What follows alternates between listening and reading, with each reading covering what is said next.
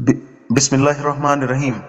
اور اگر تم اس قرآن کے بارے میں ذرا بھی شک میں ہو جو ہم نے اپنے بندے محمد صلی اللہ علیہ وآلہ وسلم پر اتارا ہے تو اس جیسی کوئی ایک صورت ہی بنا لو، اور اگر سچے ہو تو اللہ کے سوا اپنے تمام مددگاروں کو بلا لو۔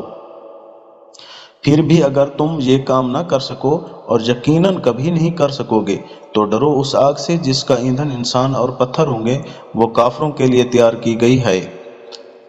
اور جو لوگ ایمان لائے اور انہوں نے نیک عمل کیے، اور ان کو خوشخبری دے دو کہ ان کے لیے ایسے باغات تیار ہیں جن کے نیچے نہریں بہتی ہوں گی۔